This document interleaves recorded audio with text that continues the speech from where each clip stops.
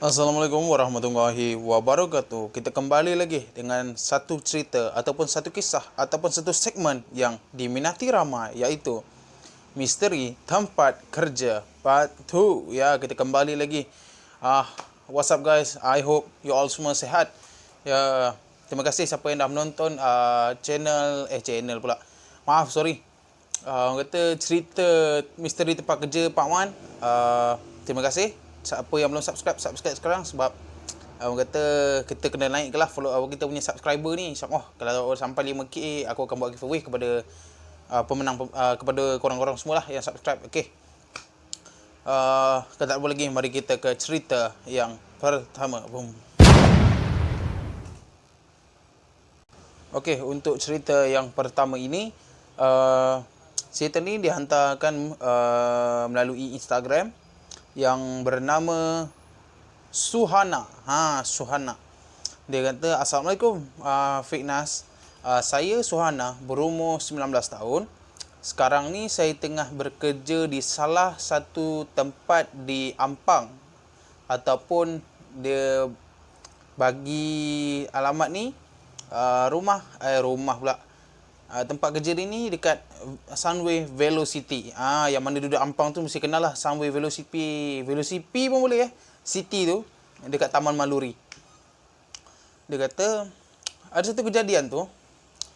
Saya ni bekerja di salah satu tempat jual baju lah. Jual baju, famous lah tempat ni. Tapi aku tak nak, dia bagi nama, tapi nama ni pun gah jugalah. Orang sekarang, budak-budak sekarang suka pakai kan.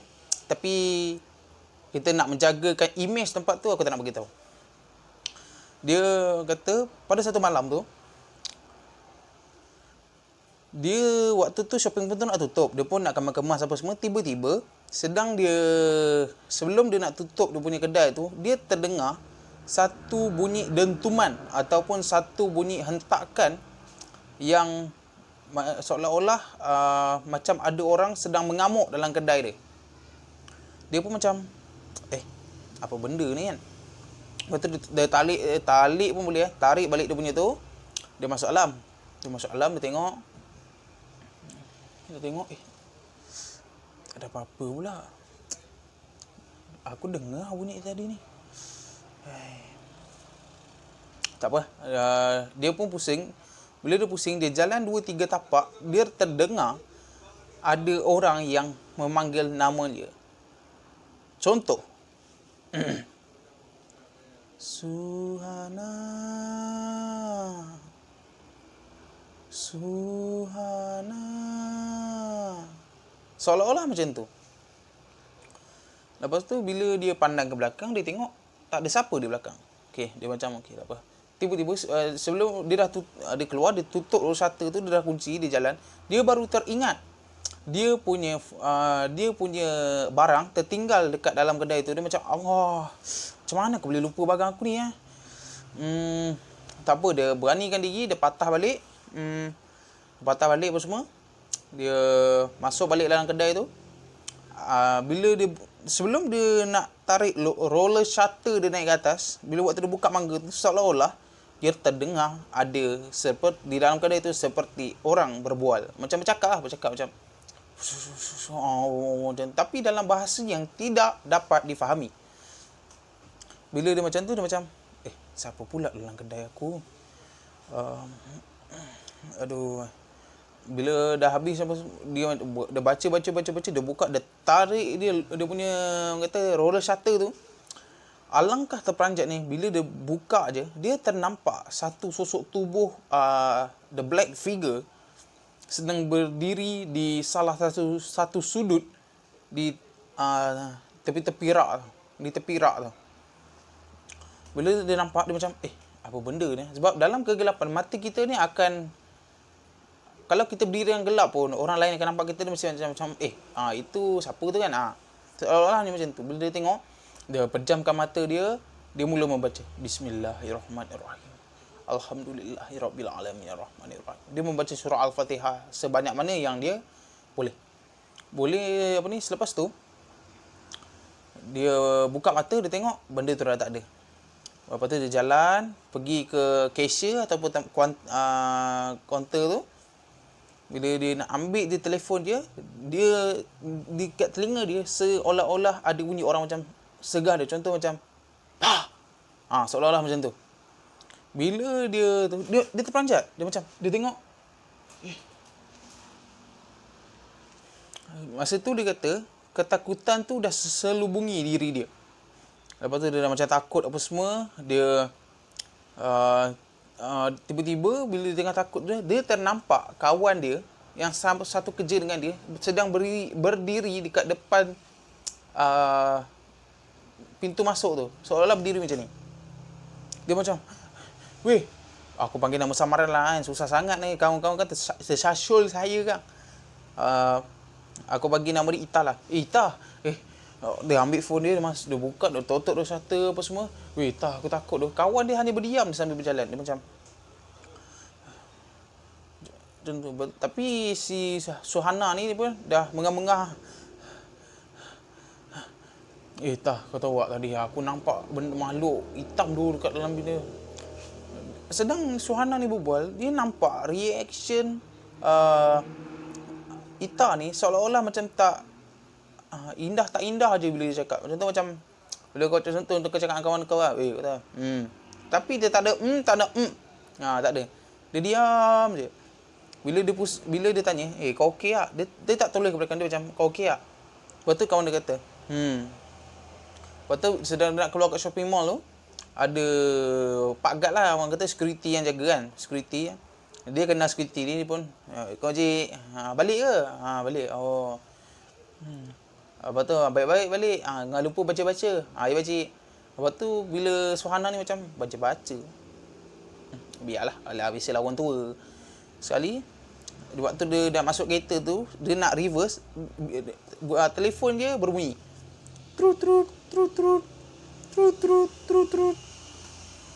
Bila dia angkat telefon ni, alangkah terperanjat ni bila dia tengok yang nama yang terdampar dekat dalam telefon tu adalah nama Ita, bukan nama sebenar. Bila dia angkat, hello, kau nak kenapa telefon dekat-dekat? Kau kat mana? Nah, aku nak balik ni. Alah, kau pun nak balik kan? Nak balik? Aku kat rumah tu. Kau jangan main lah. Aku kat rumah. Okey, kau snap gambar kau kat rumah, kau tunjuk aku. Betul. Okey. Kalau betul, macam mana? Kau snap je. Kadang-kadang kau ni pun tipu juga. Kau jangan nak bedek lah. Lepas tu bila dia off handphone, bila dia tengok, memang betul. Ita berada di rumah. Dia terpaku, dia terdiam dan dia bertanya, siapakah yang dia berbual sebentar tadi dan siapakah yang dia bercakap dengan dia nampak seolah-olah kawannya Ita. Itulah untuk kisah yang pertama. Saya harap banyak pengajaran yang kita boleh ambil ni, sebab orang kata bagi yang perempuan lah, yang wanita, jangan suka sangat balik terlampau malam, sebab kita tak tahu dekat luar ni bila kita balik seorang-seorang ni ada benda-benda gaib. Kalau benda-benda nyata tak apa.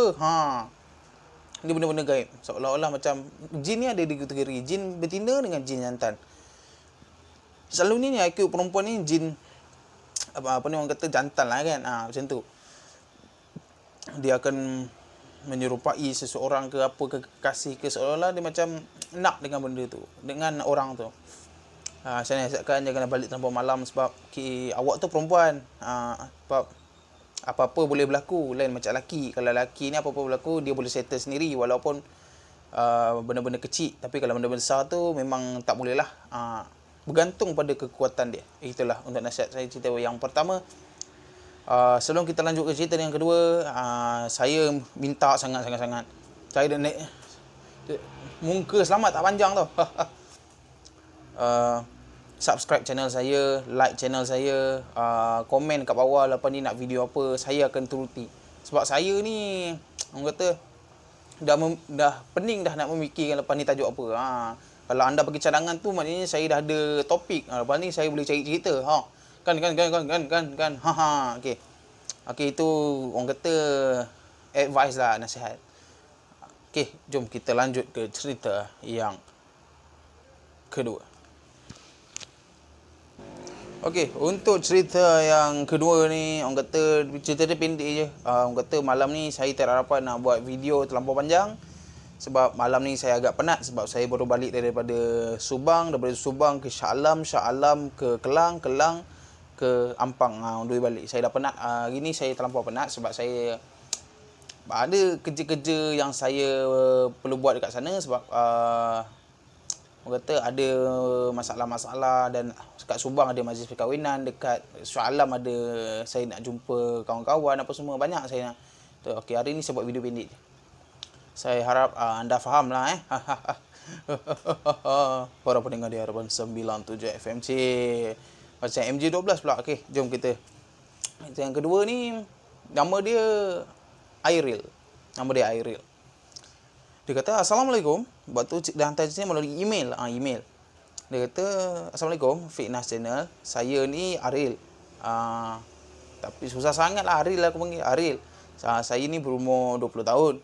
Saya pernah bekerja di salah satu tempat yang diminati ramai. Dia pernah bekerja dekat salah satu shopping komplek di KL. Dia ada bagi, tapi aku bagi huruf depan dia T. T je aku boleh bagi. Sebab nak menjaga image kan. Dia kata saya bekerja kat situ. Pada satu malam tu, waktu saya sedang nak balik dekat tempat letak kereta, bila saya dah masa tu saya tengok semua kereta dah ada kecuali kereta saya seorang je. Bila saya tengok saya masuk dalam kereta tu, saya start enjin, saya terdengar seolah-olah orang mengetuk tingkap kereta saya. Dia macam tuk tuk tuk tuk tuk tuk. Betul, bila saya toleh tengok ada seorang pakcik yang agak berumur dan berusia sedang orang kata apa ni, seolah-olah macam meminta sesuatu tau. Lepas tu Airil pun beranikan diri untuk buka tingkap. Assalamualaikum pakcik, boleh saya bantu? Pakcik ni pun macam, tolong pakcik nak. Tolong pakcik. Lepas tu Airil ni macam, tolong apa pakcik? Tolong pakcik nak. Airil ni bila orang tua ni dah cakap berulang-ulang kali, Airil pun naik fed up. Dia kata, alamak orang tua ni, aku dah tolong pun tu cakap tak tolong. Janam lah. Lepas tu dia tutup tingkap, dia hirau, dia tak hirau orang tua ni. Dia tutup tingkap, dia pusing, dia terus jalan. Bila dia terus jalan, dia nak turun ke bawah, dia ternampak lagi sekali pakcik tu berada kat bawah. Sedang macam menahan kereta dia. Dia pun macam, orang tua ni. Gila apa? Bila dia tengok pakcik tu seolah-olah minta tolong. Lepas tu dia tak hiraukan lagi, dia buat peduli je, dia palau dia pakcik tu. Dia pun drive balik ke rumah.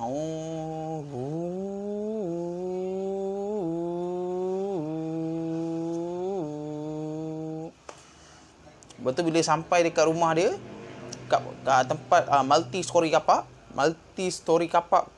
pun boleh Lepas tu sini, lepas tu bila dia nak keluar, dekat ujung tu dia ternampak seolah-olah pakcik yang tadi dia nampak. Dia macam, pakcik ni ikut aku, laju betul ni. Seolah, lepas tu dia terdengar suara, nak, tolong pakcik nak. Nak, tolong pakcik nak. Dia terdengar macam tu. Dia pun macam dah takut. Dia macam, dia kunci kereta dia, tekan tutut. Sound effect sini. Bila dia dengar, dia nak tekan lift turun, dia masuk, dia tutup. Waktu lift tu nak tutup, dia nampak seolah pakcik tu mengejar dia hingga ke lift. Lepas tu dia dah naik apa semua, dia macam selamat aku. Hari ni malam apa tu, macam padi je malam ni. Lepas tu bila dia buka lift, dia jalan, dia balik ke rumah dia. Lepas tu bila dia nak buka pintu grill, dia nak buka pintu pagar, pintu kayu tu, dia terdengar, nak, tolong pakcik nak. Tolong pakcik. Bila dia toleh ke sebelah kiri, dekat ujung, dekat tempat lift yang dia turun tadi, seolah-olah dia nampak pakcik tu sedang berdiri dekat depan pintu lift tersebut. Dia macam, Alamak, dah buka pintu, dah masuk ke debam, dia tutup pintu. Tiba-tiba mak dia keluar. Boleh? Dah balik dah? Dah mak. Lambat kau balik? Tadi ada masalah sikit mak. Okey. Kau balik dengan siapa? Balik seorang tu. Tu kat luar tu kawan kau ke? Mak dia seolah, lepas tu dia pandang dekat luar. Dia nampak ada satu macam bayangan yang sedang berdiri dekat luar rumah dia, dekat tingkap tu kan nampak. Macam tak adalah mak, tak ada. Jiran sebelah kot. Okey. Mak dia masa tidur, dia balik mandi. Lepas tu tidur, besok pagi tu dia pergi tempat kerja dia. Rupanya dekat tempat kerja dia tu ada pakcik tu, dia dapat khabar dekat multi story kapak tu yang dekat tempat kerja dia tu ada pakcik, ada kejadian yang orang tua macam berumur kemalangan kat situ. Seolah-olah ada orang langgar dia apa semua, mati. Lepas tu waktu dia minta tolong orang yang waktu kejadian tu, dia nak minta tolong orang tapi orang tu tak hirau kau, orang tu reverse langgar dia sehingga meragut nyawa dia. Lepas tu dia macam, dia dengar tu kan, mungkin roh pakcik ni tak tenteram kot apa kan. Lepas tu rupanya bila dia orang dengar cerita balik, rupanya cerita ni yang dia dengar dah terjadi 15 tahun yang lepas. Seolah-olah multi story kapak di tempat kerja tu berpuaka, tapi bukan puaka tu, berpuaka dengan orang kata dengan roh, seolah-olah pakcik tu yang masih hidup. Orang selalu ternampak tapi orang dah tahu dah pakcik ni dah mati, tapi dia macam mana dia minta tolong, bila orang minta tolong dia nak tumpangkan dia, bila tengok belakang pakcik tu tak ada. Macam itulah untuk kisah yang kedua ni. Okeylah, itulah untuk kisah yang kedua ni. Saya harap anda semua terhibur dengan kisah saya. Sebelum kita undurkan diri ataupun kita tutup tirai fitness channel ini, saya nak nasihat kepada jaga SOP dan pakai face mask bila keluar. Dan besok dekat Selangor akan bermulanya Perintah Kawalan Pergerakan untuk selama 2 minggu. Duduk rumah baik-baik, orang kata apa yang patut kita buat. Dan bagi yang Muslim, kita pun masih lagi dalam 10 malam terakhir bulan Ramadan. Kejarlah ibadah-ibadah ataupun kejarlah pahala di bulan yang mulia ini. Semoga kita yang terpilih oleh Allah Subhanahu Wa Taala. Itulah untuk nasihat saya. Sebelum kita tutup tirai ini, ICU na ICU, kita jumpa pada minggu depan. Dan jangan biarkan diri anda diselubungi misteri. Kita jumpa pada minggu depan setiap hari Jumaat di Fitness Channel. Assalamualaikum. See ya. What's up?